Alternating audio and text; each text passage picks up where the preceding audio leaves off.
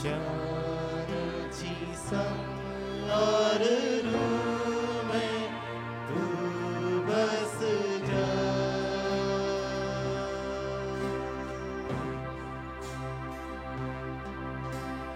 रूह पाक खुदावन तू आ।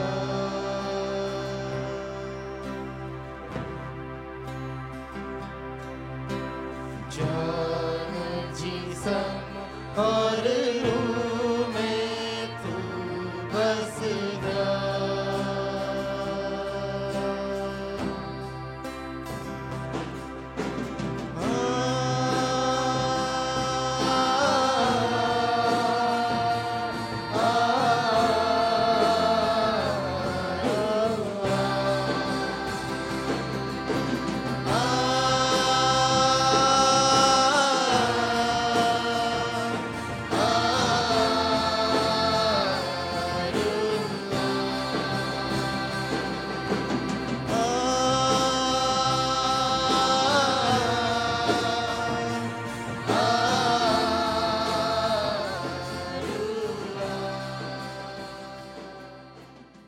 आनंद करा आनंद प्रभु मध्ये करा आनंद।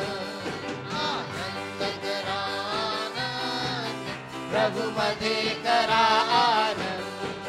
आनंद आनंद प्रभु मध्ये करा आनंद। आनंद आनंद प्रभु मध्ये करा आनंद। आनंद करा आनंद प्रभु मध्ये करा आनंद। आनंद करा आनंद प्रभु मध्ये करा आनंद। हा दिवस यहोवाने केलेला आहे, आपण उल्हास आनंद करूया। आपण उल्हास आनंद करूया। आनंद करा आनंद प्रभु मध्ये करा आनंद। आनंद करा आनंद प्रभु मध्ये करा आनंद। आनंद आनंद प्रभु मध्ये करा आनंद। आनंद आनंद प्रभु मध्ये करा आनंद। आनंद करा आनंद प्रभु मध्ये करा आनंद। आनंद करा आनंद प्रभु मध्ये करा आनंद। विश्वास आहे की या वचनाद्वारे प्रत्येकाच्या हृदयात देव काम करणार आहे. आज मदर्स डे म्हणजे महिलांसाठीच किंवा आईसाठीच नाही, तर मदर्स म्हणजे आई आणि वडील की जे काळजी घेणारे आहेत की त्या सर्वांसाठी आहे आणि विशेष लेकरांसाठी देखील आहे.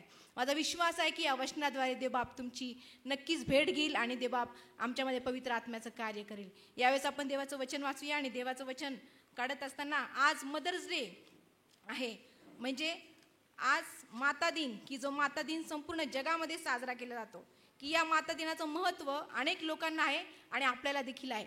जगामध्ये अनेक देशामध्ये हा दिवस साजरा केला जातो. सर्वात प्रथम हा मदर्स डे अमेरिकेच्या एका शहरामध्ये प्रथम चर्चमध्ये साजरा केला. मला फार आनंद वाटला की मी जे माहिती वाचत होते त्याच्यामध्ये असं लिहिलेलं आहे की मदर्स डे सर्वात पहिले चर्चमध्ये साजरा केला गेला आणि मातांसाठी चर्चमध्ये प्रार्थना केली गेली. आणि तो मदर्स डे साजरा होत असताना 1908 साली हा मदर्स डेला सुरुवात झाली. अमेरिका देशामध्ये त्यावेळेचे राष्ट्राध्यक्ष होते, त्यांनी अशी राष्ट्रीय घोषणा केली की हा मदर्स डे संपूर्ण अमेरिका खंडामध्ये साजरा केला जावा. आणि त्यानंतर 1908 सालापासून संपूर्ण अमेरिका खंडात हा मदर्स डे साजरा केला गेला. त्याच्यानंतर हळूहळू एका देशापासून अनेक देशामध्ये याची सुरुवात झाली आणि अनेक देशांमध्ये सर्व हा मदर्स डे साजरा केला. आपल्या भारत देशात देखील या मदर्स डेची साजरा करण्याची पद्धत सुरू झाली आणि आपला देश देखील मदर्स डे साजरा करत आहे. आणि मातांना एक सन्मानाचा दिवस म्हणून आज आम्ही मातांना काय करत आहोत, सन्मान देत आहे. आणि हा मदर्स डे साजरा करत असताना मदर्स डे म्हणजे आईचं महत्त्व देखील बायबलमध्ये आज आम्ही पाहायला मिळतं की आईचं महत्त्व बायबलमध्ये देखील आहे. येशू ख्रिस्त देखील या भूतलावर जन्मला तेव्हा त्याला आईची गरज होती. असाच तो देव होता म्हणून वरून आला नाही. येशूला त्या जन्म घेण्यासाठी आईचं उदर पाहिजे होतं, म्हणून त्यांनी स्वतः देवाच्या इच्छेप्रमाणे देवाच्या योजनेप्रमाणे एका आईच्या उदरामध्ये जन्म घेतला आणि ती मरिया त्याची आई झाली आणि त्या आईने येशू ख्रिस्ताला चांगल्या रीतीने संस्कार देऊन या जगामध्ये वाढवलं आणि 33 वर्ष तो या जगात राहिला आणि 30 वर्ष तो त्याच्या आई वडिलांसोबत राहिला आणि त्या 30 वर्षामध्ये त्याने त्याच्या आई वडिलांचं प्रेम खूप जवळून अनुभवलं. तसं तुम्ही देखील अनुभवताय. बऱ्याचशा वेळेस आम्हाला आईचं प्रेम काही महिन्यांसाठी अनुभवायला मिळतं. काही लेकरांना आता जन्मताच त्यांची आई नसते. काही लेकरांना काही वर्षासाठी अनुभवायला मिळतं. काही लोकांना जन्मभर आई असते, बरोबर की नाही. पण काही लोकांना खूप थोड्या वर्षासाठी आईचं प्रेम मिळतं. परंतु आम्ही सर्व आशीर्वादित आहोत की त्या आईमुळे आणि त्या वडिलांमुळे आम्ही या जगात आहोत. माझा विश्वास आहे या ठिकाणी तुम्ही आहात. याचा अर्थ तुम्ही प्रत्येक जण जन्म पावलेले आहेत आई वडिलांमुळेच आहोत. आम्ही अशीच वरून आलेलं नाही की आई वडील हे आमच्यासाठी एक आशीर्वाद आहे. आणि आईचा सन्मान देखील पवित्र शास्त्र करते, कारण पवित्र शास्त्रामध्ये आईला खूप महत्त्व आहे. येशू ख्रिस्ताने देखील त्याच्या आईची काळजी घेतली. वधस्तंभावर असताना तो त्याच्या आईची काळजी घेत आहे आणि त्याच्या शिष्यांना सांगत आहे की माझी आई आहे, तिची तुम्ही काळजी घ्या. आणि आज या आईच्या सन्मानाच्या दिनानिमित्त आज आम्ही देवाचं वचन पाहणार. देवाचं वचन काय सांगतं की आज पवित्र शास्त्रामध्ये अशा 3 आया होत्या की ज्या त्यांनी की त्यांच्या लेकरांना अद्भुत रीतीने सांभाळलं आणि अद्भुत रीतीने सांभाळत असताना देवाने त्या आईसाठी देखील आणि त्यांच्या लेकरांसाठी देखील देवापाने चमत्कार केला. आज आपण बघूया सर्वात पहिली आई आहे ती म्हणजे काळजी घेणारी आई. आज आपण प्रत्येक जण पाहतो की जगामध्ये सर्वात जास्त काळजी घेणारी व्यक्ती म्हणजे ती कोण आहे, ती म्हणजे कोण, आई. आई आणि वडील त्या सन्मानास पात्र आहे, कारण आई आणि वडील हे दोघं जण असे आहेत की जेव्हा बाळ पोटामध्ये असतं आईच्या उदरामध्ये तेव्हा सर्व काळजी घेणारा कोण असतो, देव असतो. त्याला काय खायला लागतं, काय प्यायला लागतं हे आम्हाला काहीच माहिती नसतं, पण सर्व काळजी. पण जन्म झाल्यानंतर जगामध्ये जेव्हा बाळ येतं त्याच्यानंतर मात्र सर्वात महत्त्वाची जबाबदारी देवाने जी दिलेली आहे ती म्हणजे कोणाला दिलेली आहे, आईला आणि वडिलांना. ही जबाबदारी कोणीच पार पाडू शकत नाही, बरोबर की नाही. आई आणि वडील ही महत्त्वाची व्यक्ती आहे की जे अतिशय चांगल्या रीतीने आपल्या लेकराची काळजी घेऊ शकतात. पवित्र शास्त्रामध्ये काळजी घेणारी आई होती की ज्या आईचं मी अभ्यास करत असताना मी आई म्हणून ते शास्त्रभाग वाचला आणि आई म्हणून मी त्या शास्त्रभागाचा अभ्यास केला. आणि आज देखील तुम्ही तो शास्त्रभाग काढूया. निर्गमाचा पुस्तक याचा 2रा अध्याय आणि 1 आणि 2 वचन. या 2ऱ्या वचनामध्ये असं लिहिलेलं या ठिकाणी या शास्त्रा अध्यायाचं 2रा अध्यायाचं जे हेडिंग आहे मोशेचा जन्म, की या जन्माच्या वेळेस लेवी वंशातल्या एका पुरुषाने जाऊन लेवीची कन्या बायको केली. ती स्त्री गर्भवती होऊन तिला मुलगा झाला. तो बालक सुंदर आहे हे पाहून तिने त्याला 3 महिने लपवून ठेवले. काय केलं या वचनामध्ये आपण बघतोय की एक आई आहे, एक वडील आहे आणि एक बाळ आहे. आणि मी नेहमी लहानपणापासून बऱ्याचशा वेळेस शास्त्रभाग वाचलेला, त्याच्यावर उपदेश ऐकलेला आहे. परंतु आपण जर काळजीपूर्वक त्याचं जर वाचन केलं तर त्याच्यामध्ये असं लिहिलेलं आहे की ती स्त्री गर्भवती आहे आणि त्या स्त्रीला एक सुंदर बाळ झालेलं आहे. आणि बाळ जेव्हा होतं तेव्हा सर्व कुटुंबामध्ये आपण बघतो की सर्वांना आनंद होतो. पण त्या काळची परिस्थिती अशी होती की त्या कुटुंबामध्ये तो मुलगा झाला म्हणून त्यांना आनंद झाला नव्हता. कारण का की आपण बघतो पहिल्या अध्यायामध्ये असं लिहिले की मिस्र देशामध्ये जेव्हा इस्रायल लोक राहू लागले, इस्रायल लोकांची संख्या वाढू लागली, तेव्हा फारो राजाने असं फरमान काढलं की जेव्हा मुलगा जन्माला येईल तर त्या मुलाला काय करा, मारून टाका आणि मुली जिवंत ठेवा.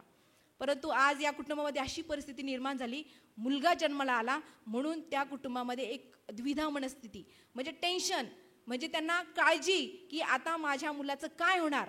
आणि ही परिस्थिती त्यांच्या कुटुंबात निर्माण झाली. आणि परिस्थिती निर्माण झाल्यामुळे त्यांना असा उपाय करावा लागला की त्या मुलाला 3 महिने लपून ठेवावं लागलं. किती कठीण गोष्ट आहे, साधी गोष्ट नाही. एका बाळाला 3 महिने लपून कसं ठेवू शकतो आपण. बाळ रडतं, बाळाला भूक लागल्यावर त्याचा आवाज होतो, बाळ झोपेतून उठतं, तो रडतो, त्याला जेव्हा भूक लागते तेव्हा त्याचा आवाज होतो. आणि अशा परिस्थितीमध्ये त्याच्या आई वडिलांनी त्या परिस्थितीमध्ये कुठल्या समस्येला तोंड दिला. ही काळजी घेणारे एक कुटुंब होते, काळजी घेणारी एक आई होती. आणि या परिस्थितीमध्ये ही जी आई होती ती आपण वाचूया की ह्या आईच्या नावाचा एक अर्थ आहे पवित्र शास्त्रामध्ये की हिब्रू भाषेमध्ये त्याला आपण वाचूया. गणनाचं पुस्तक याचा 26 अध्याय आणि 59 वचन वाचूया. पण मिरियाम झाली होती. या ठिकाणी असं लिहिलेलं की लेवेच्या घराण्यामध्ये ही स्त्री होती आणि त्या स्त्रीचं नाव योखबेद होतं. आणि पवित्र शास्त्र असं सांगतं की योखबेद या शब्दाचा अर्थ हिब्रू भाषेमध्ये देवाचे गौरव. काय देवाचं गौरव. आणि या स्त्रीद्वारे देवबापाला देवाचं गौरव करायचं होतं, म्हणून ती स्त्रीला देवबापाने काळजी घेणारी आई म्हणून त्या बाळासाठी देवबापाने या जगामध्ये ठेवलेलं होतं. आणि योखबेद च्या नावाचा अर्थ देवाचं गौरव. देवाचं गौरव इस्रायलात प्रकट होणार होतं. देवाच्या गौरवासाठी इस्रायलामध्ये मोशेचा जन्म होणार होता, म्हणून या आईला देवबापाने या इस्रायलाच्या लेवी घराण्यामध्ये देवाने ठेवलं. आणि ती आई त्या मोशेसाठी एक अद्भुत रीतीने काळजी घेणारी आई झाली. आणि ही जी आई होती की जी आई तिला रोज तिच्या बाळासाठी काळजी घेण्यासाठी रोज एक कुठले तरी शक्कल लढवावं लागत असेल, कुठली तरी योजना करावी लागत असेल, कुठल्या समस्येला तोंड द्यावं लागत असेल, अत्याचारापासून वाचावं म्हणून तिने निरनिराळ्या प्रकारच्या योजना केलेल्या असेल. आणि ती विचार करत असताना मग नंतर काय झालं, 3 महिन्यानंतर मात्र तिला त्या बाळाला लपून ठेवता येईना. कारण का की 3 महिन्यानंतर पुढचं वचन वाचूया, निर्गमाचं पुस्तक याचा 2रा अध्याय आणि 3ऱ्या वचनामध्ये असं लिहिलेलं आहे. या ठिकाणी असं लिहिलेलं आहे की 3ऱ्या वचनामध्ये पुढे त्याला लपून ठेवता येईना, की त्या बाळाला लपून ठेवता येईना म्हणून तिने काय एक शक्कल लढवली. आता माझं बाळ घरामध्ये सुरक्षित राहू शकत नाही, पण मला आता काहीतरी योजना करावी लागेल देवाच्या सहाय्याने. कारण ही जी स्त्री होती लेवी वंशातली, ही लेवीज वंशाचं घराणं हे देवाची सेवा करणारं घराणं होतं, देवाच्या समोर उभं राहणारं घराणं होतं. आणि तिच्यावर जे संस्कार झालेले होते त्या आईवरती, की हे चांगले संस्कार होते की मी देवाच्या सहाय्याने जर सर्व गोष्टी करेल तर माझा विश्वास आहे माझं बाळ नक्कीच सुरक्षित राहील. कारण देवाचं वचन सांगतं, दावीद राजा म्हणतो, मी आपली दृष्टी पर्वताकडे लावतो, मला सहाय्य कुठे येईल, कारण आमचा सहाय्य करता तो परमेश्वर आहे. हालेलुया. आणि ती परमेश्वराच्या सहाय्याने या स्त्रीने एक शक्कल लढवली आणि ती देवाच्या फक्त सहाय्याने. आणि तिने काय केलं की एक पेटारा घेतला आणि त्याला राळ लावली, डांबर चोपडलं आणि त्या पेटाऱ्यामध्ये तिने बाळाला ठेवलं. तुम्ही संडे स्कूलमध्ये असलं तुम्हाला ही गोष्ट ऐकत आम्हाला दाखवायचे पुस्तक आणि त्या पुस्तकामध्ये दाखवायचे आणि फार काळजी वाटायची, अरे बाळ कसं पाण्यामध्ये पोहत चाललं. आपण यूट्यूबवरती पण बघतो लेकरांना, आम्ही संडे स्कूलच्या लेकरांना व्हिडिओ दाखवतो, ते बाळ असं पाण्यावर तरंगतं. हे किती भयानक आहे आपण बघतो, पण त्या काळची परिस्थिती, त्या काळची वेळ ही फार विचित्र आणि भयानक होती. त्या आईसाठी काळजी करणारी परिस्थिती होती. बाळाला पाण्यात पेटाऱ्यामध्ये ठेवून पाण्यामध्ये सोडणं ही साधी गोष्ट नाही. आपण आपल्या बाळाला असं करू शकतो कधी? आपल्या आई आपण करू शकतो? कधीच करू शकणार नाही, कारण ती परिस्थिती तशी भयानक होती. आणि या परिस्थितीमध्ये या दोन्ही मातापित्याने निर्णय घेतला आणि विशेष आईने निर्णय घेतला. कोणी? आणि काळजी करणारी जी आई होती तिने त्या बाळाला पेटारात ठेवलं. आणि तिने पुढचं वचन सांगतं की नंतर तिने काय केलं, त्या पेटारामध्ये त्या बाळाला टाकलं. म्हणजे राळ आणि डांबर असा जो पदार्थ आहे, तुम्ही रस्ते बघता, आता सिमेंटचे रस्ते होतात पण पूर्वी डांबर आणि अजूनही डांबराचे रस्ते आहेत. पावसाच्या आधी बघा आपण रस्ते दुरुस्ती करताना बघतो, पावसापासून खड्डे बुजवण्यासाठी डांबराचा वापर, कारण ते रस्ते काय होतात, पॅक म्हणजे एकदम मजबूत होतात. आणि राळ असती की त्याच्यामुळं काय म्हणजे मजबूत हो झाले. त्या पेटाऱ्याला तिने डांबर लावलं. मी हे वचन वाचत असताना मी विचार केला की त्या बाईने किती म्हणजे नाही का डोक्याने विचार केला असेल की जेव्हा मी डांबर लावल, राळ लावल, तेव्हा ते पेटाऱ्यात पाणी घुसणार नाही, माझं बाळ बुडणार नाही. ही किती काळजी त्या आईची आहे की त्या आईने इतकी चांगली योजना केली की डांबर लावून राळ चोपडली आणि पेटाऱ्यामध्ये बाळाला ठेवलं. म्हणजे ते बाळ पाण्यामध्ये बुडणार नाही याची काळजी तिने घेतली. आणि ही काळजी घेत असताना मी विचार केला, खरंच ती आई किती म्हणजे धैर्यवान आहे की तिला त्या धैर्याने देवबापाने ते सहाय्य करण्यास मदत केली. आणि आपण पुढे बघतो की ते पेटारा पाण्यामध्ये तरंगत असताना तिने तो पेटारा तरंगत असताना तिने विचार केला की हा पेटारा कुठं जाईल काय केली, पण फक्त तिने देवावरती भरोसा ठेवला. कारण तिला माहित होतं की माझी काळजी घेणारा जास्त कोण आहे, माझा देव आहे. कारण इस्रायलासाठी देवबापाने खूप अद्भुत चमत्कार केले होते, इस्रायलासाठी देवाने महान कृत्य केली होती, इस्रायल लोकांसाठी देवबापाने अद्भुत गोष्टी केलेल्या होत्या की त्याची माहिती तिला होती. म्हणूनच तिने देवबापाने तिला सहाय्य केलं की त्या इस्रायलाच्या आधीचे जे वंश होते की देवबापाने निर्णया प्रकारे त्यांना वापरलेलं होतं, की संदेष्टांना वापरलेलं होतं. जे नोहाच्या उत्पत्तीच्या काळामध्ये आपण बघतो, अब्रामाच्या काळात बघतो की त्या लोकांना देवबापाने कसं आशीर्वादित केलं होतं. आणि म्हणून देवबाप तिच्या सोबत होता. नंतर आपण पुढे बघतो की ते बाळ पाण्यावर तरंगत असताना पुढे बघतो की त्या वचनामध्ये असं लिहिलेलं की 2ऱ्या अध्यायाच्या 4थ्या वचनामध्ये असं लिहिलेलं की पुढे काय होते हे पाहण्यास त्याची बहीण दुरून उभी राहिली. मग फारोची मुलगी नदीवर स्नान करावयास आली. तिच्या दासी नदीच्या कडेने चालले असता लवाळामध्ये तो पेटारा तिच्या नजरेस पडला. तो आणावयास तिने ते एका दासीला पाठवले. नंतर पुढे असं झालं की देवबापाने त्या बाळासाठी योजना केली आणि फारोचीच मुलगी की तिला त्या बाळाला वाचवण्यासाठी देवबापाने उपयोगात आणलं. किती महत्त्वाची गोष्ट आहे. आणि या बाळाला ते वाचवण्यासाठी एका चांगल्या म्हणजे नाही का चांगल्या घरामध्ये ते बाळ जावं, देवाची योजना होती. कारण का, इस्रायलाला मुक्तता करण्यासाठी मोशेला देव वापरणार होता. देवाचं गौरव व्हायचं होतं. तिच्या नावाप्रमाणे देवाचं गौरव होण्यासाठी, इस्रायल लोकांना मुक्त होण्यासाठी देवापाणी एक चांगली योजना केली की त्या बाळाला त्या बाळाला फारोच्या घरामध्ये राहण्यासाठी देवापाणी योजना केली. आणि नंतर आपण बघतो पूर्ण अध्याय जर वाचला की ते असं लिहिलेलं आहे की ते बाळ त्या बाळानंतर काय झालं की तिच्या बहिणीने त्या बाळासाठी चांगली योजना केली. पुढे वाचतं 7वं वचन वाचा. नंतर देवाने अशी योजना केली की तिच्या आईचंच दूध त्या बाळाला मिळालं. म्हणजे देवबापाला कोणाची काळजी आहे? बाळाची काळजी. म्हणजे काळजी घेणारी आई त्याच्यापेक्षा जास्त काळजी घेणारा आमचा देव आहे. आणि देव जर त्या बाळाची काळजी घेतो तर त्या आईचंच दूध त्या बाळाला मिळालं. आणि फारोनेच्या मुलीने असं सांगितलं की जा तिला बोलून आण आणि माझ्यासाठी तिला दूध पाज. आणि त्याच्याच आईने तिला दूध पाजलं आणि ते बाळ मोठं झालं. आणि नंतर ते बाळ ते राजवाड्यात राहू लागलं. या वचनामधून मला तुम्हाला हेच उच्चारण द्यायचंय की आज हे जग पाण्याप्रमाणे आहे. आणि आमचे लेकरं सर्व आयांना आणि वडिलांना मी ही विनंती करते की आमचे जग हे पाण्याच्या ओघाप्रमाणे इकडे तिकडे सर्व वाहत आहे. बरोबर की नाही? आज कुठे जाईल, त्यांचे विचार कुठं भडकतील, ते कोणत्या मार्गाने जातील आम्हाला काहीच माहिती नाही. ते सर्व ते मार्ग त्यांच्यासाठी संकटाचे आहे, त्रासाचे आहे. पण तुमची काळजी, तुमच्या प्रार्थना, माझ्या प्रार्थना आणि देवाचं सहाय्य हे आमच्या लेकरांना सुरक्षित ठेवणार आहे. हालेलुया. कारण आमच्या काळजीमुळे देव आम्हाला आमच्या लेकरांसाठी प्रार्थना करायला लावत आहे. आम्ही जर विचारलं, आज प्रत्येक आईला जर विचारलं तर प्रत्येकाचं घराणं जर काही असलं तर प्रत्येकजण काय सांगतात? पाळेसाहेब आमच्या लेकरांना तुमची समजावा, पाळकीनबाई याला सांगा, पाळकीनबाई पाळेसाहेब त्याला सांगा. प्रत्येकजण काळजीपोटी बोलतं. आणि त्या काळजीपोटी ते काय करतात? टेन्शनमध्ये असतात. आणि माझा विश्वास आहे त्या टेन्शनमध्ये तुम्ही नक्कीच प्रार्थना करत असाल. कारण तुम्हाला माहिती आहे माझं लेकरू जर माझं ऐकत नाही, जर कोणाचं ऐकत नाही तर देवा तूच त्याला बदल, ही प्रत्येकाची प्रार्थना आहे. माझा विश्वास आहे तुम्ही प्रत्येकजण प्रार्थना करत असाल. करताना प्रार्थना सर्वजण आपण प्रार्थना करतो. आणि त्या प्रार्थना, ती काळजी आमच्या लेकरांना सुरक्षित ठेवणार आहे. ज्या प्रकारे त्या बाळाला सुरक्षित ठेवलं आणि मोठ्या राजवाड्यामध्ये त्याचं संगोपन झालं आणि देवाच्या गौरवासाठी देवापणे त्याला वापरलं, त्याचप्रमाणे आमची लेकरं देवाच्या गौरवासाठी देव वापरणार आहे. हालेलुया. आणि त्या लेकरासाठी आज आम्ही काळजीपूर्वक प्रार्थना करत आहोत. आणि काळजीपूर्वक प्रार्थना करत जातात ते प्रवाहाबरोबर कुठेही जात आहे. माहीत नाही आज ते कोणत्या दिशेला जाणार आहेत, कुठे थांबणार आहेत, त्यांचं काय होणार आहे आम्हाला काहीच माहिती नाही, त्यांचं भविष्य माहिती नाही. पण हे सर्व भविष्य, आमची काळजी त्यांच्यासाठी एक महत्त्वाची आहे की त्यांच्या भविष्यासाठी. आणि हे सर्व गोष्टी होत असताना लेकरांची देखील जबाबदारी आहे. सर्व लेकरांनी आणि ज्यांना आई आहे त्या सर्वांची जबाबदारी आहे की तुमची आई तुमच्यासाठी काळजी करते, याचा अर्थ तुम्ही सुरक्षित आहात म्हणून ती तुमची काळजी. आज जर तुम्ही सुरक्षित आहात ना, त्याचं कारण एकच आहे, तुमचे आई वडील तुमच्यासाठी प्रार्थना करतात.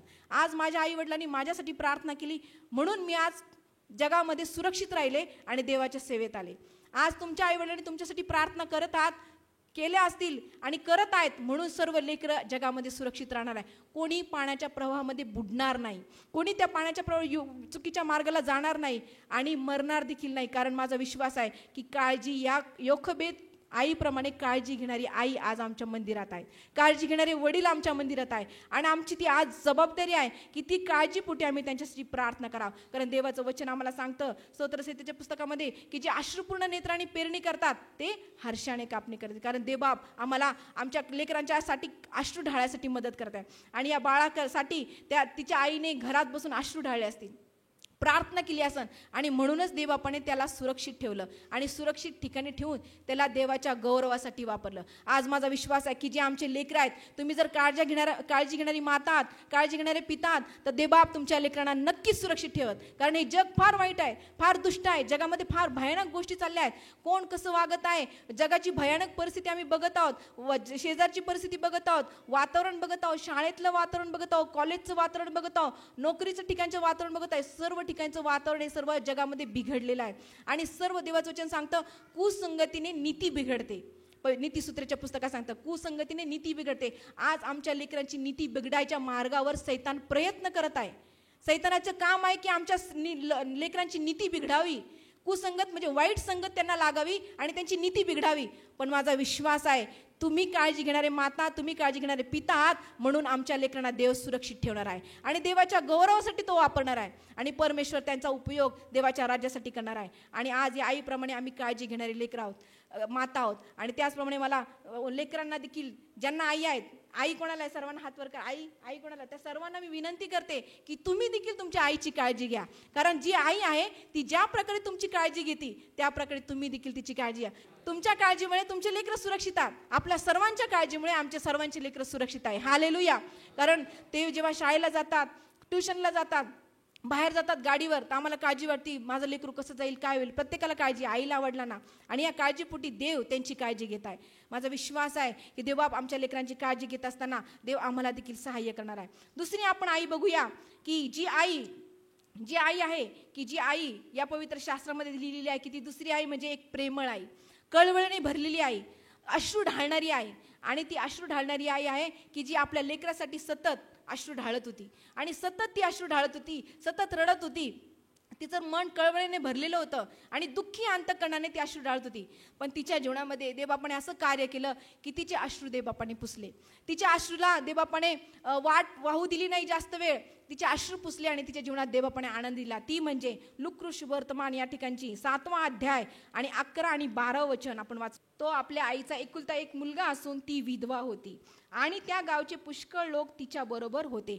या ठिकाणी आपण बघतो विधवेचा मुलगा हा वृत्तांत या वचनामध्ये असं सांगितलेलं होतं की नाईन नावाच्या गावामध्ये येशू आणि त्याचे शिष्य आणि मोठा लोकसमुदाय त्याच्याबरोबर गेला. आणि असं झालं की त्या गावामध्ये जात असताना गावाच्या वेशीजवळ, प्रत्येक गावाला वेस असते, वेशीजवळ प्रत्येक गावाला प्रवेश म्हणजे काय, वेस म्हणजे काय, प्रवेशदार. त्या प्रवेशदाराच्या जवळ येशू ख्रिस्त अनेक गावांना भेटी द्यायचा, सुवार्ता प्रसार करायचा, गावामध्ये अनेक चिन्ह चमत्कार करायचा. आणि अशाच वेळेस येशू नाईन नावाच्या गावात गेला आणि त्या ठिकाणी अशी घटना गेली की गावाच्या वेशी जाऊन पोहोचलाच तो पहा एक मृत माणसाला बाहेर नेत होते. म्हणजे एका मेलेल्या माणसाला बाहेर पुरायला घेऊन जात होते. आणि असं झालं की तो आपल्या आईचा, या ठिकाणी शब्द लिहिलेला, कोणाचा, एका आईचा एकुलता एक मुलगा होता. एक मुलगा आपल्या आईचा जेव्हा मृत होतो तेव्हा त्या आईचं हृदय कसं असेल.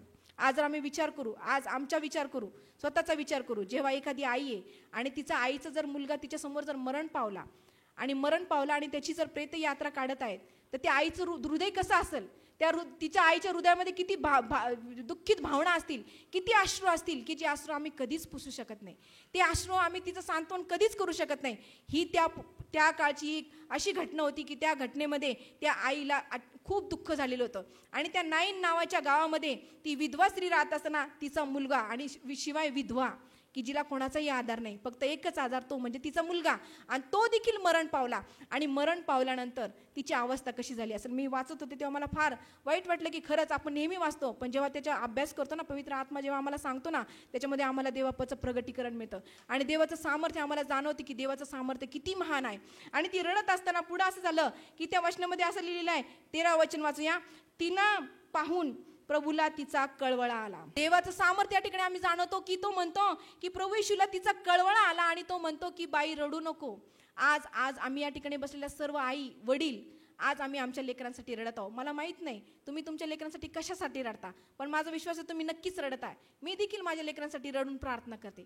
तुमचे लेकर कोणत्या परिस्थितीत आहे, कोणत्या सिच्युएशनला आहे, कोणत्या परिस्थितीला तोंड देत आहे आणि कशी वागत आहे हे फक्त तुम्हालाच माहिती आहे. आणि त्याच्यानंतर कोणाला माहिती आहे, देवाला माहिती आहे. आणि तुम्ही त्यांच्यासाठी जर अश्रू ढाळतात तर या ठिकाणी लिहिलेलं आहे की परमेश्वराला आमचा कळवळा आल्याशिवाय राहणार नाही. Hallelujah, hallelujah. परमेश्वर आमचा कळवळा बघणार, कारण तो परमेश्वर आमच्या लेकरांसाठी केलेले अश्रू, आमचा कळवळा तो बघणारा परमेश्वर आहे. पुढे लिहिलेलं आहे, मग जवळ जाऊन त्याने तिरडी स्पर्श केला, तेव्हा खांदेकरी उभे राहिले. मग तो म्हणाला, मुला मी तुला सांगतो उठ. तेव्हा तो मेलेला उठून बसला व बोलू लागला. मग त्याने त्याला त्याच्या आईच्या हवाले केले. हालेलुया. या ठिकाणी मोठा चमत्कार झालेला आहे की या आईच्या अश्रूमुळे देवबापाने तिच्या जीवनामध्ये मोठा चमत्कार, तो कळवळीने भरलेला अंतःकरण त्या परमेश्वराचा आहे. जेव्हा आमचा अंतःकरण कळवळीने भरलेला असतो तो परमेश्वराला देखील कळवळा आहे. तो आमच्या जवळ येतो आणि आमचे अश्रू पुसतो. हालेलुया. तो आमचा अश्रू पुसणारा देव आहे की त्या आईचा अश्रू पुसतो, त्या वडिलांचा अश्रू पुसतो की जे आई वडील आपल्या लेकरांसाठी रडत आहे. माझा विश्वास आहे तुम्ही जर तुमच्या लेकरांसाठी रडता की परमेश्वराच्या जीवन वचनामध्ये सांगितल्याप्रमाणे परमेश्वर तुमच्या लेकरांना नक्कीच जीवन देणार, आत्मिक जीवन देणार. तो कधीच त्यांना भरकटू देणार नाही, त्यांना कधीच नरकाच्या वाटेने नेणार नाही, तर सार्वकालिक जीवनाच्या वाटेकडे त्यांना जीवन देणारा परमेश्वर होणार. हालेलुया. कळवळीने भरलेला आमचा देव आहे. आणि नंतर पुढे झालं की त्याला त्याच्या आईच्या हवाली केलं. आणि हा वृत्तांत मी वाचत होते तेव्हा मला फार आशीर्वादित झाले की परमेश्वराने त्या आईसाठी किती महान चमत्कार केला. आज तोच परमेश्वर काल आज आणि युगानुयुग सारखा आहे. त्या काळातली आई नाईन शहरातली, कालची आई आणि आजची आई तुम्ही आणि मी, आजचे वडील तुम्ही आणि मी आहात. आणि आम्ही सर्वजण त्या देवाची उपासना करत आहोत. आणि त्या परमेश्वराला आमचा कळवळा आल्याशिवाय राहणार नाही. तो परमेश्वराने कळवळीने भरलेला आहे आणि तो आमचे अश्रू पुसणार आहे. आणि या अश्रू पुसणारा परमेश्वराने त्या महिलेसाठी चमत्कार केला. तिने अश्रू ढाळले आणि त्या अश्रूच्या त्याचं उत्तर त्याने काय केलं, तिच्या जीवनामध्ये चमत्कार केला. एक मेलेला मुलगा जिवंत झाला. हालेलुया. किती मोठी गोष्ट झाली. मेलेला मुलगा जिवंत झाला. तिच्यासाठी किती आनंदाची गोष्ट आहे की माझा आधार जो गेला होता तो पुन्हा एकदा मला परमेश्वराने दिला. आणि मेलेला मुलगा जिवंत. फक्त एकच की ती अश्रू ढाळणारी आई होती. तिचं हृदय दुःखीने भरलेलं होतं. आज जर आमचं हृदय दुःखाने भरलेलं आहे, आज जर आमचं हृदय अश्रूने आमचे डोळे अश्रूने भरलेले आहेत, पण माझा विश्वास आहे की तो कळवळीने भरलेला परमेश्वर आमच्याकडे पाहत आहे आणि आज आमचे अश्रू तो नक्कीच पुसणार आहे. मग स्त्रियांना सर्वांना विनंती करतो, सर्व मातांना, तुम्ही तुमच्या लेकरांसाठी अश्रू डाळा. येशू ख्रिस्ताने स्वतः सांगितलं वधस्तंभावर असताना, माझ्यासाठी रडू नका, तर कोणासाठी रडा? आपल्या मुलाबाळांसाठी रडा. आणि परमेश्वराने आज आम्हाला ते सांगितले की आम्ही आमच्या मुलांबाळासाठी रडावं. आणि तो किती त्रास देत असेल, मी पण आई आहे आणि मी पण माझ्या आईला त्रास दिलेला आहे, बरोबर की नाही? आपल्या असेच पिढ्या झालेल्या आहे आणि माहीत नाही आता इथून पुढे किती पिढ्या. आता सर्व पिढ्या देखील आपल्याला आई प्रत्येकाला राहणार आहे. आणि या आईचं महत्त्व आम्हाला जेव्हा आई झाल्यावर कळतं की मी माझ्या आईला कसा त्रास दिला आणि मला आज कसा त्रास होत आहे. मी प्रत्येक वेळेस देवाला क्षमा मागते, देवा मला क्षमा कर. आज माझी आई जगात नाही, परंतु जेव्हा मला त्रास होतो तेव्हा मी माझ्या आईची आठवण करते की माझ्या आईला पण मी किती त्रास दिला. कारण मी घरामध्ये सर्वात शेंडीफळ होते आणि माझा खूप लाड होता. माझ्या वडिलांनी, माझ्या आईने माझा फार लाड केला आणि इतका लाड केला तर मी फार हट्टी असायचे. मला जे पाहिजे ते मला पाहिजेच असायचं. माझ्या आई वडिलांनी नेहमी माझ्यासाठी अश्रू ढाळले आणि त्यांनी माझ्यासाठी चांगले गोष्टी केल्या. म्हणून त्यांच्या काळजीपोटी, त्यांच्या अश्रू ढाळण्यापोटी आज मी पाळे साहेबांसोबत सेवेसाठी उभे आहे. हालेलुया. कारण ती देवाला काळजी आहे की ती काळजी मला आज तुमच्या समोर उभं करत आहे.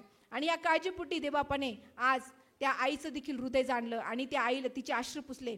आम्ही देखील अश्रू ढाळू, आई होऊया आणि देव आम्हाला कधीच निराश करणार नाही. आमचं दुःख परमेश्वर दूर करेल. दुःखी जे असतात त्यांना परमेश्वर काय करतो? आनंदित करणार आहे. नीतिसूत्राचं पुस्तकमध्ये असं लिहिलेलं आहे. पण जी आई अश्रू ढाळते, पण लेकरांना पण मी आव्हान करते आज की नीतिसूत्राचं पुस्तक काय सांगतं, 10वा अध्याय आणि 1लं वचन वाचूया. मुलगा शहाणा तर बाप सुखी, मुलगा मूर्ख तर आई दुःखी. या वचनामध्ये काय लिहिलेलं आहे? मुलगा शहाणा तर बाप सुखी. मुलगा जर शहाणापणाने वागत असेल, व्यवस्थित वागत असेल, सुज्ञ असेल, काम धंदा करत असेल, शाळा शिकत असेल, चांगले मार्क पडत असेल, घरामध्ये आई वडिलांचं ऐकत असेल, तर तो बाप सुखी. पण पुढं काय लिहिलेलं आहे? मुलगा मूर्ख तर सर्वात जास्त कोण दुःखी? आई दुःखी. सर्वात जास्त कोणाला दुःख होतं? वडील दुःख कधीच दाखवत नाही, पण दुःख प्रदर्शित कोण करतं? आई. मी जर कधी रडायला लागले ना लेकरांच्या बद्दल, ते माझे लेकरं लगेच भावनिक होतात. म्हणजे त्यांना दुःख प्रदर्शन करत असताना ते काय करतात? ते माझं दुःख मी प्रदर्शित करते, मी रडते, आईला टेन्शन येणारच. पण मुलगा मूर्ख तर आई दुःखी. म्हणून मला मुलांना देखील सांगायचं, ज्यांना आई आहे त्यांना सर्वांना सांगायचं आहे की तुम्ही तुमच्या आईला कधीच दुःख देऊ नका. आम्ही मूर्खपणा केला, या ठिकाणी सांगितलं मूर्ख. मूर्ख जर असेल तरच आई दुःखी होती, पण शहाणा जर असेल तर बाप सुखी होतो आणि आई तर दुःखी होणारच नाही. हालेलुया. किती छान वचन आहे ना. मुलगा जर शहाणा होईल तर बाप पण सुखी होईल आणि आई तर दुःखी होणारच नाही. किती चांगलं देवाने आपल्याला म्हणजे सूत्र दिलेलं आहे. पण मला त्यांना आव्हान करायचं, ज्यांना आई आहे, सर्वांना, ज्यांना आई आहे त्या सर्वांना आव्हान करायचं आहे, आपल्या आईला दुःख देऊ नका. तुम्हाला वाटेल आईचा राग येईल. बऱ्याचशा मुलींना आणि बऱ्याचशा मुलांना आईचाच राग येतो जास्त. सर्वात जास्त हक्क कोणावर गाजवतात माहिती आहे का? इतरांवर नाही, पण आईवर गाजवतात. कारण आई कशी असते? हक्काची असते. आणि आईवर हक्क गाजवला त्यांचा अधिकार पण आहे, बरोबर की नाही? कारण ते राग कुठे व्यक्त करतील? आई जवळच व्यक्त करतील. म्हणजे त्यांना राग येतो, आईचा राग येणार. तिला माहिती आहे माझा मुलगा आता थोडाफार मूर्खपणा करते, माझी मुलगी थोडाफार मूर्खपणा करते, म्हणून मुलांनी कधीच मूर्खपणा करू नका. या वचनात सांगितल्याप्रमाणे मुलगा जर शहाणा तर बाप सुखी, मुलगा शहाणा तर आई दुःखी होणार नाही. माझा विश्वास आहे की देव बाप आपल्या लेकरांना आई वडिलांच्या आज्ञेत राहण्यासाठी देव मदत करणार आहे. कारण आई ही आमच्यासाठी एक महत्वाची गोष्ट आहे की ती आम्हाला काय करत आहे? काळजी घेत आहे. ती आमच्यासाठी अश्रू ढाळत आहे. म्हणून मुलांनो, कधीच आपल्या आईला दुःख देऊ नका. जरी तुम्ही तिला दुःख दिलं, हक्क आहे तुमचा, तिला बोलले, पण नंतर तिला तिच्या जवळ जा, प्रेमाने तिच्याजवळ बोला, तिच्याजवळ बसा. माझा विश्वास आहे तुम्ही सर्व, त्याच्यातून मी पण, आपण सर्व आहे, आपल्या आईला कुठं कधी ना कधी दुखवलेला आहे, रागवलेला आहे. परंतु आज निर्णय घ्या की जरी मी दुखवतो, पण आजपासून मी माझ्या आईला दुःखी होताना कधीच, माझ्या बाबतीत दुःखी होताना कधीच पाहणार नाही. म्हणून देवबाप, माझा विश्वास आहे की या वचनामध्ये देवबाप तुमच्या जीवनात कार्य करत आहे. आज सर्वांचे चेहरे मी पाहत आहे की देवा प्रत्येकाच्या हृदयात कार्य करत आहे. आणि आई म्हणजे जिव्हाळ्याचा विषय. आई म्हणजे काय? अश्रू असतात. अनेक लोकांच्या डोळ्यात मी अश्रू पाहत आहे का आई म्हणजे एक प्रेमाचं गोष्ट आहे. आई मेल्यावरती देखील आईचं प्रेम आठवलं ना तर रडत बसतो माणूस, बरोबर की नाही? मी रडते. ज्यांना आई नाही ते रडतात, ज्यांना आहे ते खूप आनंदी आहे. म्हणून आज त्यांना मी सांगणे गरजेचं आहे की तुम्ही जर तुमच्या आईला दुःखी पाहत असाल तर आजपासून तुम्ही तुमच्या आईला दुःख देऊ नका. हालेलुया. कारण आई आमची ही काळजी घेणारी, अश्रू ढाळणारी आहे.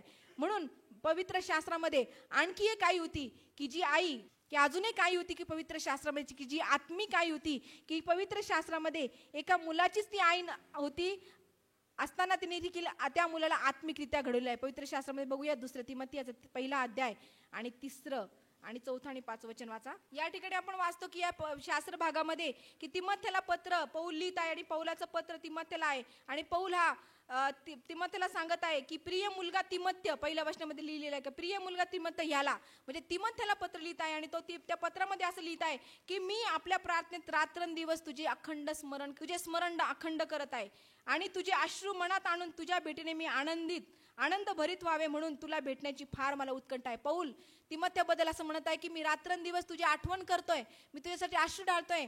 कशासाठी? की तू एक चांगला मुलगा आहेस. पुढे लिहिलेला आहे की तुझ्यामध्ये असलेल्या निष्कपट विश्वासाची मला आठवण होते, की त्या विश्वासाची आठवण होती की जो विश्वास, ते म्हणतो की ज्या देवाची माझ्या पूर्वजापासून चालत आलेली सेवा मी शुद्ध विवेक भावाने करीतो त्याचे मी आभार मानतो, तो पौल म्हणतो. आणि तो म्हणतो तो विश्वास पहिल्याने तुझी आजी लोईस हिच्या ठाई होता, तुझी आई युनिके हिच्या ठाई होता.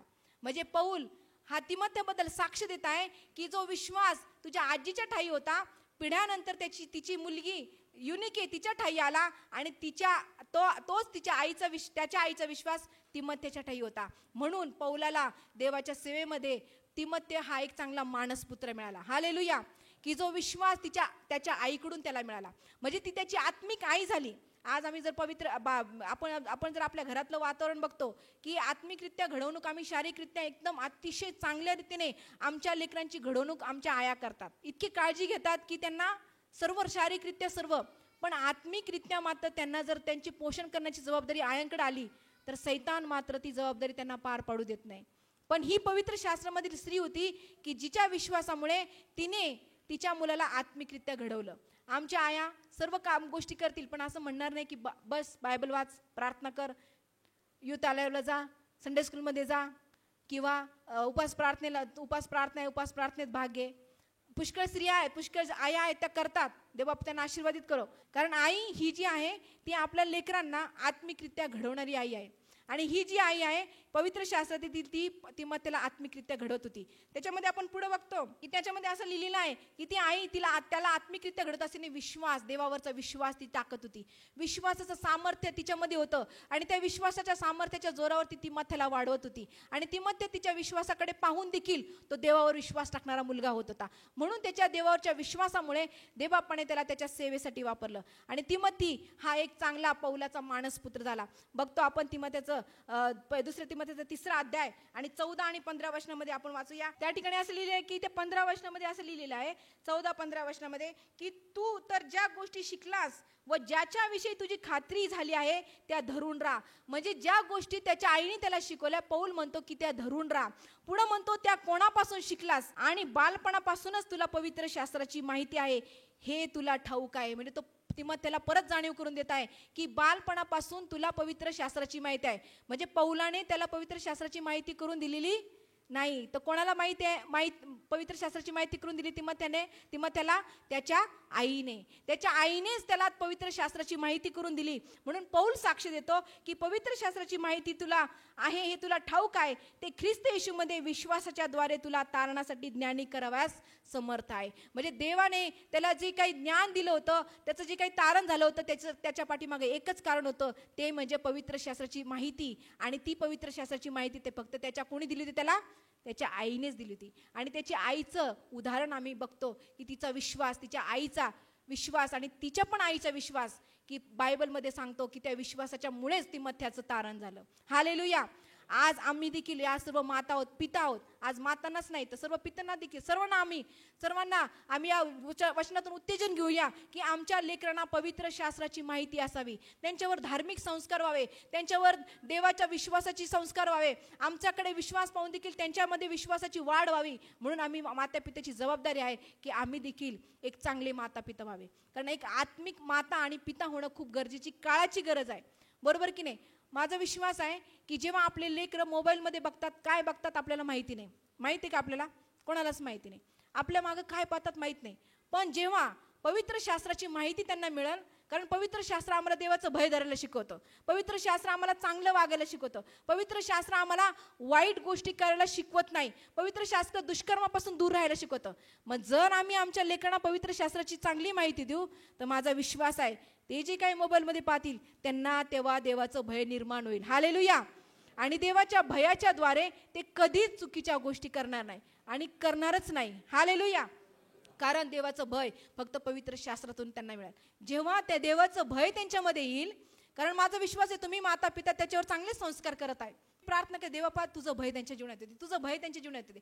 पवित्र शास्त्राबद्दल आमच्या कौटुंबिक प्रार्थना, त्यांच्यावरचे संस्कार आणि त्यांचा आम्हाला फायदा होत आहे की ते आमचे लेकरं देवाच्या राज्यामध्ये देवाच्या सेवेसाठी उपयोगात येत आहे आणि देवाच्या राज्यासाठी ते काम करत आहे. आज आमचे सर्वांचे लेकरं देवाच्या भयात जर वाढले तर माझा विश्वास आहे ते कधीच चुकीच्या मार्गाने जाणार नाही. एक आत्मिक माता पिता या नात्याने आमचे लेकरं कधीच बहकणार नाही. कारण धार्मिकाची संतती आशीर्वाद युक्त होईल असं परमेश्वराचं वचन. ते कधी शापित होणार नाही, ते कधीच दारुडे होणार नाही. जे लेकरं त्यांच्यावर धार्मिक संस्कार होतात, जे माता पिता धार्मिक संस्कार करतात त्यांचे लेकरं कधीच शापित होणार नाही. ही मी काळ्या दगडावरची पांढरी रेघ असं सांगते. कारण कधीच शापित होऊ शकत नाही, कारण ते आशीर्वादित होतील, कारण त्यांना आशीर्वाद आणि आशीर्वादच त्यांच्या जीवनामध्ये दिसतील. आपण बघतो इस्रायल देशामध्ये अशी एक पद्धत आहे अजून देखील, त्यांच्यामध्ये त्यांचं जर ते नियमशास्त्राचं ते पठण करतात तर ते त्यांच्या शाळेमध्ये जायच्या आधी त्यांच्या मुलांना त्यांनी असं कुटुंबामध्ये असं नियम केलेला आहे की शाळा सुटली किंवा शाळेत जायच्या आधी जो वेळ असतो तर त्यांनी जाऊन ते नियमशास्त्राचं वाचन तिथं जाऊन करायचं त्या मंदिरामध्ये आणि नंतरच शाळेला जायचं. शाळेच्या पुढच्या गोष्टी नंतर अभ्यास काय त्यांच्या घरामध्ये जे करायचं. आज देखील ते लोक त्यांना ते बिंबवत आहे आणि ते पवित्र शास्त्रात सांगितल्याप्रमाणे ते वचन नाही का, तुझ्या मुलाला उठता बसता नाही का, त्यांना त्यांच्या मनावर काय कर बिंबव. आज तो देश देखील तेच करत आहे आणि त्यांच्यामध्ये आज आपण बघत आहे की इस्रायल देशासारखा देश पूर्ण जगात नाही. त्या देशाकडे पाहून अनेक लोक काय होत आहेत, प्रभावित होत आहेत. छोटासा देश पण आज अनेक लोक आशीर्वादित होत आहेत. कारण नियमशास्त्राची माहिती, नियमशास्त्र त्या देशामध्ये असं आहे की जे लोक पैसे कमवतात, जे लोक बिझनेस करतात, ते प्रत्येक जण ते काय करतात, 10वा भाग देतात म्हणजे देतात, आजही देतात. आणि त्याच्यामुळं तिथले लोक अजिबात गरीब नाही. ते सर्व लोक कशी आहेत, चांगले आहेत आणि त्या देशामध्ये कुठल्याच गोष्टीची कमी नाही आहे. आज आमचा देश, आज आमचे अनेक देश, आज आम्ही आमच्या समोरची परिस्थिती, आज आम्ही का बरं आशीर्वादित नाही? त्याचं कारण हेच की आम्ही आमच्या लेकरांना माता पिता या नात्याने धार्मिक संस्कार चांगले देताना आम्हाला पाहायला मिळत नाही. पण जे कोणी देत आहेत माझा विश्वास आहे ते लेकरं आशीर्वादित होणार आहे. आजपासून आम्ही तो निर्णय घेऊया की आमच्या लेकरांना आम्ही बालपणापासून आज्ञापालन, वचन, देवाच्या भयाची जाणीव ही करून देण्यासाठी आम्ही नेहमी प्रयत्न करूया. या कारणामुळे तिमोथी हा पौलाचा एक चांगला सहकारी झाला, मानसपुत्र झाला आणि पौलाने तिमोथ्याबरोबर राहून अनेक देवाच्या सेवेमध्ये मदत केली आणि त्याने अनेक ठिकाणी देवाची सेवा केली आणि त्याद्वारे अनेक मंडळ्या आशीर्वादित झाल्या. हालेलुया. आमचे लेकरं देखील आमच्यासाठी आशीर्वाद होणार आहे, इतर लोकांसाठी देखील आशीर्वादित होणार आहे. वचनामध्ये आपण बघतो की तिमोथीच्या आईचा विश्वास तिच्या लेकरामध्ये गेला. आज आमचा विश्वास, आमच्या मातापतीचा विश्वास आमच्या लेकरांमध्ये जाणं गरजेचं आहे. आत्मिक घडवणूक त्यांची करणं गरजेचं आहे. चांगल्या कामासाठी त्यांनी सज्ज व्हावं, कारण देवाचं लेकरं हे संतती परमेश्वराने दिलेले धन आहे आणि ते आज तुमच्या आणि माझ्या ताब्यात आहे. आज आम्हाला एक दिवस त्याला देव आम्हाला त्याच्यासमोर उभं करणार आहे आणि तो विचारणार आहे की मी तुम्हाला माझं धन दिलं ते तुम्ही कसं सांभाळलं, त्या धनाची तुम्ही कोणत्या प्रकारे काळजी घेतली. जर आम्हाला उत्तर नाही तर आजच आम्ही विचार करूया, देवापा या धनाची काळजी घेण्यासाठी तुम्हाला सहाय्य कर, कारण हे धन तुम्हाला दिलेलं आहे. बघा, जिथं धन तिथं मन लागतं. मग आमचं धन आमचे लेकरं आहे, मग आमचं मन जर तिथंच आहे तर आमचं मन तिथं त्यांना घडवणूक करत असताना आत्मिकरित्या आम्ही त्यांची कशी काळजी घ्यावी म्हणून आमचं जास्त मन लागलं पाहिजे. आज बरेचसे तरुण नाईट प्रेयरला येत नाही, बरेचसे तरुण युथ आल्याला येत नाही, बरेचसे लेकरं संडे स्कूलमध्ये बसत नाही आणि बरेचसे लोकांना आपण बघतो की त्यांना कारणं सांगतात, त्यांना ट्युशन असते, त्यांना असं असतं, कारण असतात. ठीक आहे, सर्व गोष्टी त्याला पण महत्त्व दिलं पाहिजे, पण त्याच्याही पेक्षा धार्मिक गोष्टीला महत्त्व देण्यासाठी आमच्या आईवडिलांनी काळजी घेतली पाहिजे. हालेलुया. कारण धार्मिक गोष्टीची जेव्हा पेरणी आम्ही करतो तेव्हा माझा विश्वास आहे की देवबाप तुम्हाला आशीर्वाद केल्याशिवाय राहणार नाही. तर या गोष्टीमध्ये आम्ही एकच बघतो की माता पिता यांना त्याने आम्ही आत्मिक गोष्टीमध्ये आमच्या लेकरांना बलसंपन्न करावं. आणि लेकरांची पण जबाबदारी आहे. आज मी सर्वांनाच लेकरं आणि आई, लेकरांची जबाबदारी आहे की जे तुमचे आत्मिक पुढारी पण करतात. आज तुम्ही जर तुमची आई या नात्याने तुमच्या लेकरांचं आत्मिक पुढारी पण करताय, वडील या नात्याने आत्मिक पुढारी करताय, पाळक साहेब आमचे आत्मिक पुढारी पण करताय, मी तुमचा आत्मिक पुढारी करत आहे, काही केअर सेलचे लीडर तुमचे आत्मिक पुढारी पण, ते सर्व काळजी घेणारी आई आहे. बरोबर की नाही? आत्मिक आई बाप आहेत ते आमचे, आणि ते सर्व आई आहेत. तर त्यांचा पवित्र शास्त्र सांगतं त्यांचा सन्मान करावा. जे आमचा आत्मिक पुढारी पण करतात त्यांचा आम्ही सन्मान करावा. पवित्र शास्त्रामध्ये वचन लिहिलेलं आहे की त्या लोकांचा आम्ही काय करावा? सन्मान करावा, की ते सन्मानास योग्य आहे. पहिले थेसलोनिकरास पत्र याचा 5वा अध्याय आणि 12 वचन, या वचनामध्ये असं लिहिलेलं आहे की 12 वचन वाचा. 5वा अध्याय 12 वचन. बंधुजन हो, आम्ही तुम्हास विनंती करतो की तुम्हामध्ये जे श्रम करीतात, प्रभूमध्ये तुम्हा बरोबर असतात, तुम्हात बोध करीतात, त्यांचा तुम्ही सन्मान करावा. त्यांचा काय करावा? सन्मान करावा. म्हणजे जे आत्मिक पुढारी पण आमचं करतात त्यांचा आम्ही काय करावा? सन्मान करावा. ते आम्हाला बोध करतात, ते आम्हाला चांगलं शिक्षण देतात, वाईट गोष्टीपासून आम्ही वाईट गोष्टीमध्ये बहकू नये म्हणून ते आम्हाला चांगल्या गोष्टी सांगतात. पवित्र शास्त्र सांगतं त्यांचा आम्ही सन्मान करावा. पण बऱ्याचशा वेळेस आम्ही आमच्या आत्मिक घडवणूक करणाऱ्या लोकांचाच काय करतो? अपमान करतो. देवाला आवडत नाही ज्याचा अपमान केला त्याला त्याचं हृदय फार दुःखी होतं. म्हणून तुम्ही जर तुमची आई जर तुमची पुढारी पण करत आहे, तुमची आई जर म्हणते तुम्हाला बायबल वाचा, तुमचे आई वडील म्हणतात प्रार्थना कर, चर्चला जा, असं कर तसं कर, देवासाठी कार्य कर, देवाच्या गोष्टीमध्ये जरा मन लाव, पाळेसाहेबांच्या सोबत जा, सेवामध्ये जा, केअर सेलचे लीडर जर तुम्हाला चांगलं मार्गदर्शन करत आहे, पाळक साहेब जर तुम्हाला चांगलं घडवणूक करत आहे, पाळकीनबाई जर तुम्हाला चांगल्या प्रकारे बोध करत आहे, पाळक साहेब बोध कर, तर या सर्वांचा आम्ही काय करावा? सन्मान करावा. कारण ते काय सन्मानास योग्य आहे. त्यांचा आम्ही कधीच अपमान करू नये, कारण ते देवाला देखील आवडणार नाही. म्हणून सर्व लेकरांना विनंती आहे की तुमची आई जर तुम्हाला सांगती उठ बायबल वाच, प्रार्थना कर, तर तिचा कधीच अपमान करू नका.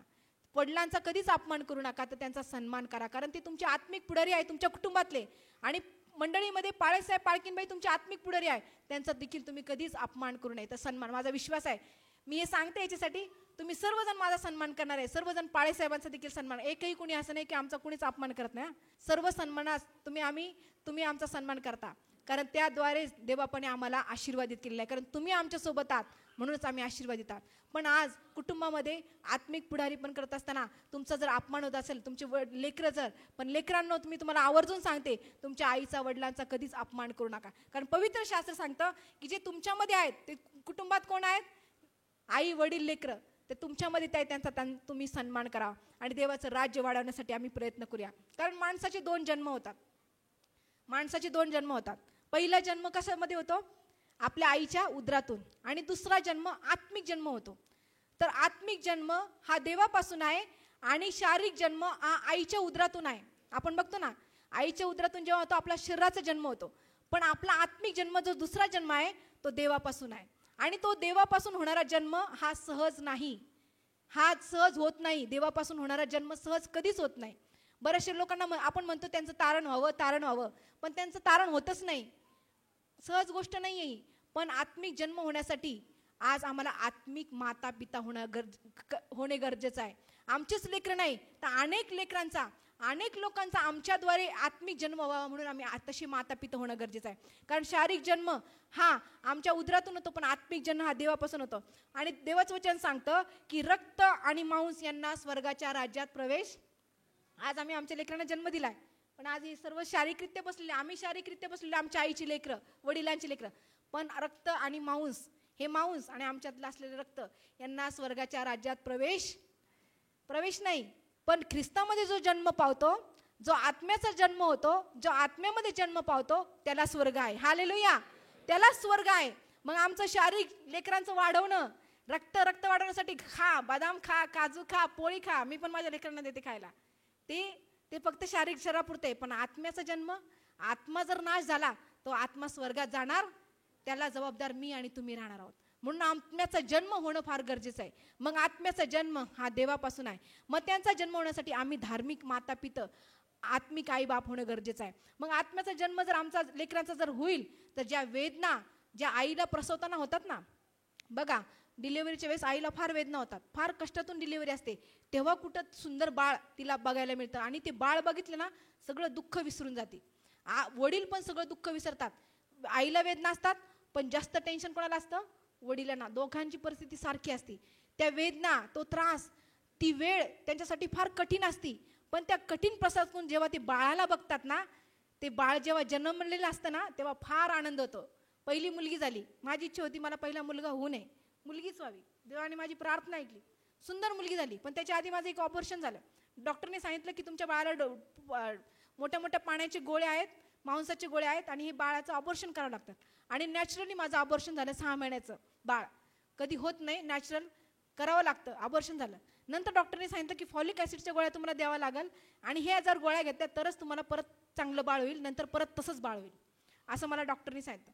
आणि आम्ही प्रार्थना केली आणि प्रार्थना केल्याने एका देवाच्या सेवकाला ही समस्या सांगितलं. त्यांनी सांगितलं तुम्हाला टेन्शन घेऊ नका, देव तुम्हाला बाळ देणार आहे. आणि जेव्हा त्यांनी सांगितलं, मी काही दिवसांनी गोळ्या घेतल्या आणि गोळ्या पण बंद केल्या, कारण स्त्रियांना गोळ्या खाण्याचा कंटाळा आहे, बरोबर ना, सर्व स्त्रियांना. आणि गोळ्या बंद केल्या आणि माझा विश्वास देवावरती. आम्ही दोघं पती पत्नी प्रार्थना करू लागलो की देवा तू आम्हाला विश्वास आहे की गोळ्या न खाता सुंदर बाळ देणार आहे, सुंदर बाळ देणार आहे, सुंदर बाळ देणार. आणि प्रार्थना देवा आम्हाला मुलगी दे, सुंदर मुलगी दे. आणि काही दिवसांनी अनपेक्षितरित्या मला दिवस राहत होते, पण अनपेक्षितरित्या देवबापाने मला ते म्हणजे दिवस राहिले आणि आम्हाला पहिली मुलगी झाली. पहिली मुलगी माझी डिलिव्हरी नॉर्मल झाली. मला फार त्रास झाला, पहिली डिलिव्हरी अनुभवणे त्रास झाला. पण जेव्हा बाळाला मी पाहिलं, कारण आमची क्षितिजा एवढी सुंदर होती, एवढी सुंदर देखणं बाळ होते, एवढे मोठे काळे भोर केस, एकदम सरळ नाक, इतकी सुंदर. तर मला देवाच्या सेवकाचं आठवलं की देव तुम्हाला सुंदर बाळ देणार आहे. आणि ते सुंदर बाळ पाहून आमच्या सगळ्या वेदना, आमच्या सर्व कष्ट आणि आमचं दुःख मागचं, कारण आम्ही रडायचो, आम्हाला परत जर तसं बाळ झालं तर किती वाईट. कारण ते डॉक्टरने सांगितलं कदाचित तुम्हाला ते बाळ असं असतं की नाही की जे सांभाळावं लागतं, की जे मंद बुद्धीचं असतं तसं बाळ देखील होऊ शकतं. अशी परिस्थिती आमची होती. पण देवापणे आम्हाला सुंदर मुलगी दिली, त्याबद्दल देवाला धन्यवाद. सुंदर बाळ जन्मलं ही एक मोठी नॅचरल गोष्ट आहे, पण आत्मिक बाळ जन्मलं त्याच्यापेक्षा मोठी गोष्ट आहे. हालेलुया. आत्मिक बाळ जन्मण्यासाठी देवाने आम्हाला त्याच्यासाठीच ठेवलेलं आहे या जगामध्ये, की आम्ही आमच्या लेकरांना आत्मिकरित्या त्यांना प्रसवणं, त्यांच्या आम्हाला ज्या वेदना होत्या त्या वेदनेनंतर सुंदर बाळ जन्मलं येतं. असाच एक परिवार आपल्या चर्चमध्ये आहे, की आज मी त्यांच्याबद्दल आवर्जून सांगणार आहे की जे ब्रदर की आत्मिकरित्या त्यांनी एका सुंदर बाळाला जन्म दिला आणि ते बाळ आणि त्यांचा परिवार आज देवाच्या सेवेत आहे. हालेलुया. आज आपल्या चर्चमधील ब्रदर पगारे, ब्रदर संजीव पगारे यांनी एका आत्मिक बाळाला जन्म दिला की तो म्हणजे कोमल सिंग साखरे. आणि कोमल सिंग साखरेला एका हॉटेलमध्ये त्यांनी सुवार्ता सांगितली आणि त्यांनी त्याला फक्त इन्व्हिटेशन दिलं की तू चर्चला ये, त्याची साक्ष आहे, तुम्ही त्याच्या तोंडून ऐका. आणि त्यांनी सांगितलं, आणि त्यांनी, तुम्हाला माहिती आहे ब्रदर पगारे यांच्याबद्दल कोणाला माहीत नाही असं नाही, पण नवीन लोकांना सांगते की असे आमचे ब्रदर पगारे आहेत की ते जर एका माणसाला जर सुवार्ता सांगायला लागले तर ते त्याची पाठ सोडणार, कंटिन्यू त्याच्या पाठीमागच राहणार. त्याला जर तो आजारी पडला तर घरी जाणार, त्याला दवाखान्यात घेऊन जाणार, तो बरा होईपर्यंत त्याच्या जवळ बसणार. मग त्यांना जेवण नसलं, गाडी नसली, गाडीत पेट्रोल नसलं तरी चालेल, पण ते काळजी घेणार. म्हणजे ते खरी आत्मिक आई आहे आपल्या चर्चमधली. तुम्ही सर्वजण त्याची साक्षी आहेत, आहे की नाही साक्ष? आपण सर्वजण त्यांची साक्षी आहे. आमच्या पाळेसाहेबांच्या ऑपरेशनच्या काळात आपल्या पाळेसाहेब त्यांनी जी आत्मिकरित्या आम्हाला जे म्हणजे आईचं जे प्रेम दिलं, खरोखर ते खूप म्हणजे त्यांचं कौतुकास्पद आहे.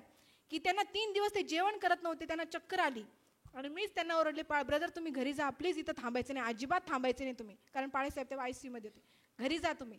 आणि ते घरी जात नव्हते, तरी देखील ते परतच आले आणि तिथंच उभे राहायचे, काहीच नाही करायचे, फक्त उभे राहायचे. प्रार्थना करत असेल ते, माझा विश्वास आहे, पण उभे राहायचे. हे आत्मिक आईचं हृदय मी त्यांच्यामध्ये पाहिलेलं आहे, आत्मिक माताचं पित्याचं हृदय मी त्यांच्यामध्ये पाहिलेलं आहे. आणि अनेक लोकांच्या बाबतीत त्यांनी तो अनुभव मी घेतलेला आहे की अनेक लोकांना त्यांनी ते माता पित्याचं प्रेम दिलेलं आहे. आणि आज जो कोमल सिंग साखरे आहे, त्याची आई आहे, त्याचे भाऊ आहे, त्याची बायको आहे, ते सर्वजण आज आपल्या कुटुंबामध्ये देवाच्या सेवेत आहे. हालेलुया. हा जन्म झालेला परिवार आहे की जो जन्म झालेला परिवार देवाच्या सेवेत राज्यासाठी काम करत आहे. हालेलुया.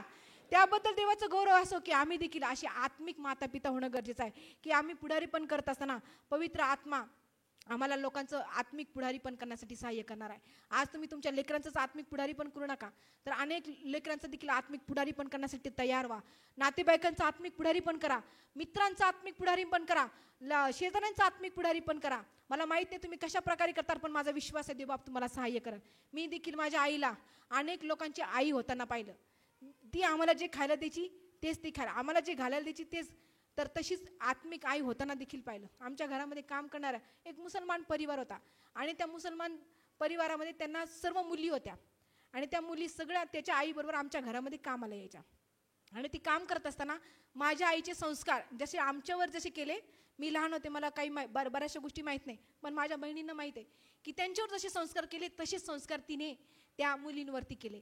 आणि त्या मुलींवर असे संस्कार केले की आज त्या मुलींचं तारण झालेलं आहे. सर्व मुली ख्रिस्तामध्ये आहेत.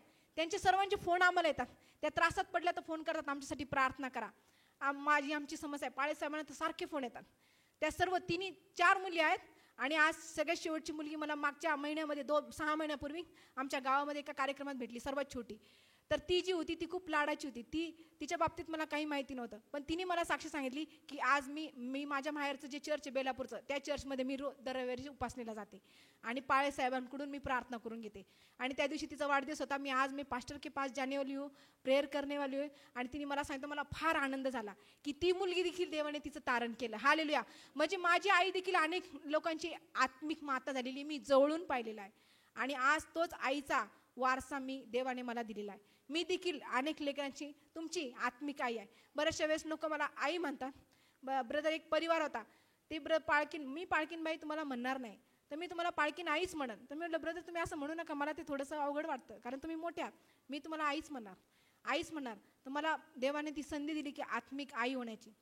ही आत्मिक आई लेकरांना घडवत असताना प्रसवताना खूप त्रास होतो, अनेक समस्यांना तोंड द्यावं लागतात, अनेक निराशेला तोंड द्यावं लागतात. पण माझा विश्वास आहे की माझे आत्मिक लेकरं देवबाप नक्कीच आशीर्वादित करणार आहे. हालेलुया.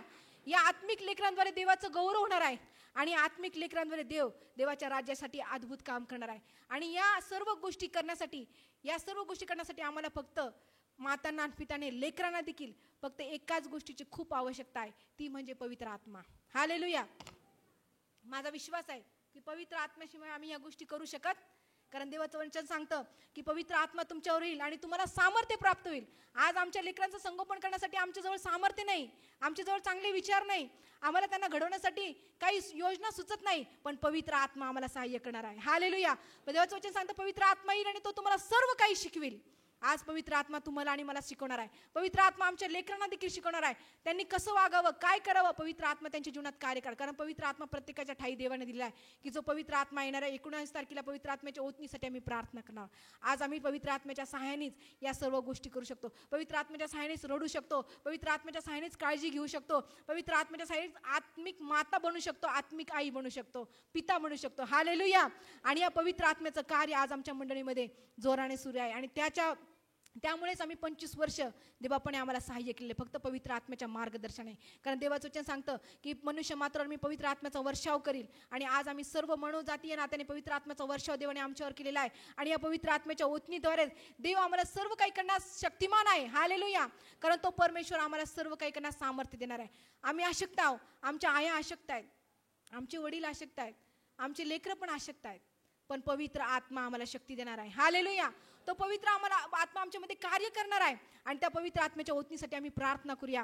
चला आपण आपल्या जागेवरती उभा राहूया. माझा विश्वास आहे की या वचनाद्वारे देवाने तुमची भेट घेतलेली आहे आणि परमेश्वर तुमच्याशी बोललेला आहे आणि पवित्र आत्म्याचं कार्य मंडळीमध्ये होणार आहे आणि पवित्र आत्म्याच्या कार्याद्वारे परमेश्वर आमच्या जीवनामध्ये कार्य करणार आहे. माझा विश्वास आहे की परमेश्वर तुमच्या जीवनामध्ये कार्य करत आहे. हालेलुया. आणि स्पिरिच्युअल आत्मिक आई बनावू.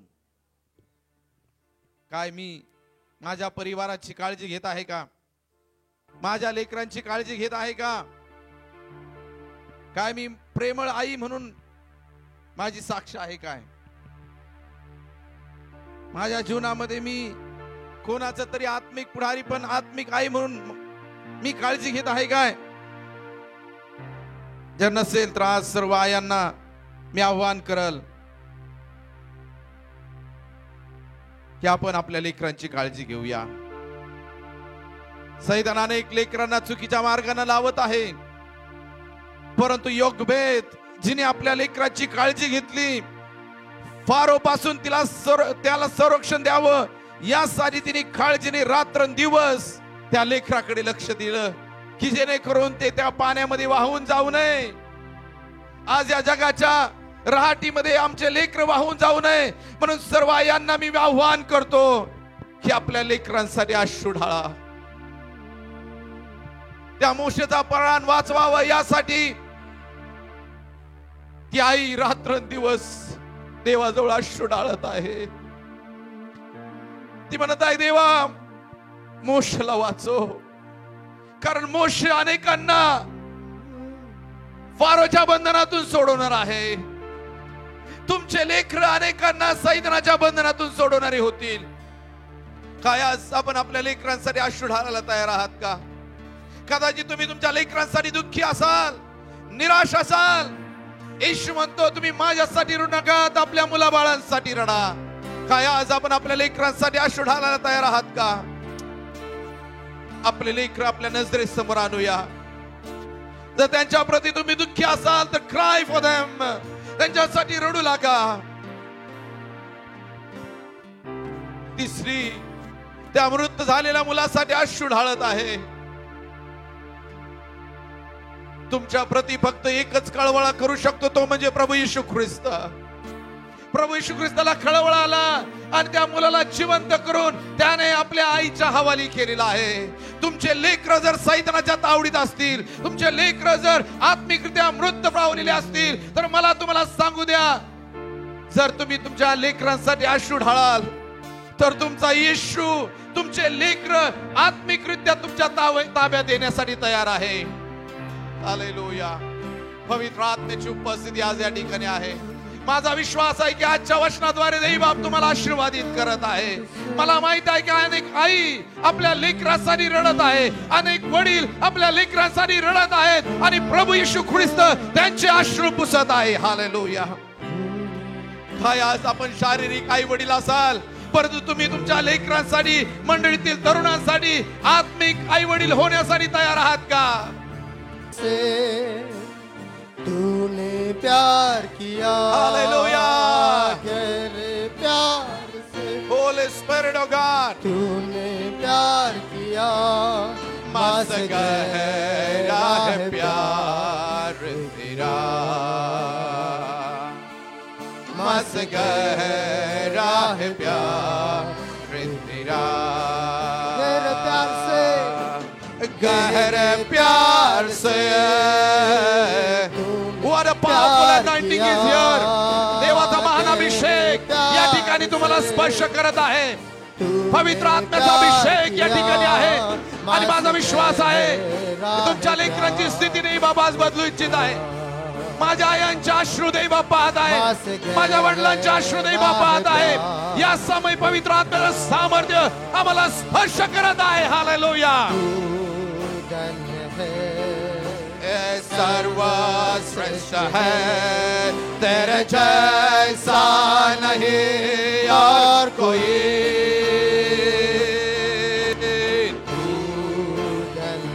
What a mighty God. सर्वश्रेष्ठ है, तेरे जैसा नहीं और कोई. आपण आपले हात वर करूया. Hallelujah, hallelujah.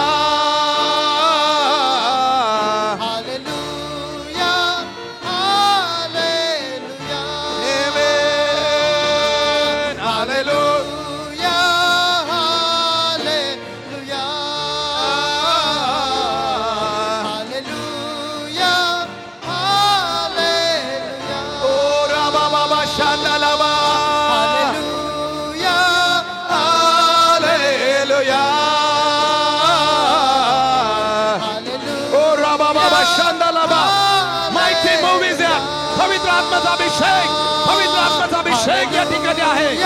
दैवबाप अद्भुत गोष्टी करत आहे. दैवबाप तुमचे अश्रू पुसत आहे. दैवबाप तुम्हाला आनंदी करत आहे.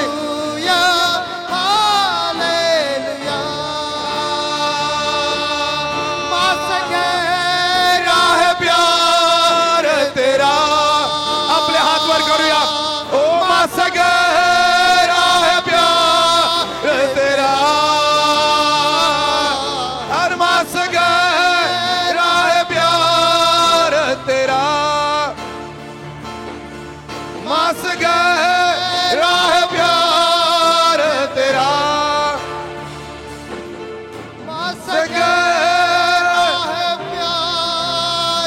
पवित्र आत्म्याचं स्वागत करूया आपल्या जीवनामध्ये.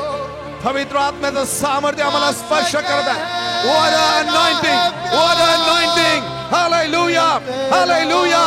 आपला आवाज उंच करूया, अन्य भाषेतून प्रार्थना करूया, अन्य भाषेतून प्रार्थना करूया, पवित्र आत्म्याचा अभिषेक कबूल करूया. ओ राबा शांदाला बाराबा लाबा, रिखा राबा सांदाला बाराबा लाबा. Holy Spirit of God. Hallelujah, hallelujah, hallelujah, hallelujah. Jesus, oh Lord Jesus. Hallelujah, hallelujah. प्रियानो, आज पवित्र उपस्थितीमध्ये आम्ही आहोत आणि माझा विश्वास आहे की देवाच्या आत्म्याने आपल्या हृदयाला स्पर्श केलेला आहे. What an anointing, oh God. Hallelujah. देवा, आम्ही तुझी स्तुती करतो.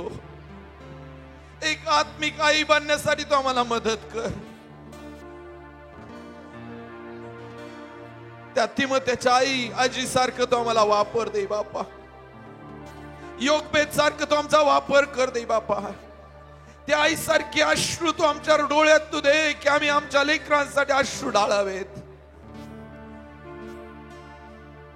आतापर्यंत आम्ही दे बापा कमी पडले असो तर आम्हाला क्षमा कर. धन्यवाद. आपण देवाची स्तुती करूया. त्या धारणाबद्दल देवाचं गौरव करूया. उपकार स्तुती करूया. देवाची स्तुती करूया. हालेलुया म्हणूया. देवाचं गौरव करूया. हालेलुया. ओ राबा शांदा राबा रिखा राबा सांदा लाबा रिदा डाबा रियांदा लाबा शाथानामा लाबा सकारांदा लाबा रबा लाबा शकारांदा लाबा. स्वर्गीय प्रेमळ बापा, आम्ही तुझे उपकार मानतो. तुझ्या नावाची स्तुती करतो की तू आज आम्हामध्ये उतरून आलेला आहेस. तर पवित्र आत्मा तू आमच्या मध्ये पाठवलास. आम्ही तुझा गौरव करतो. तुझ्या नावाची स्तुती करतो.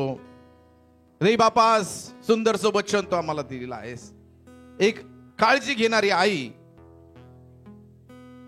दे बापा, तुझ्या जवळ अश्रू ढाळणारी आई, प्रेमळ आई आणि दे बापा स्पिरिच्युअल आई आम्ही बनावं हे सुंदर मार्गदर्शन तुझ्या प्रिय दासीकडून दिलेलं आहे.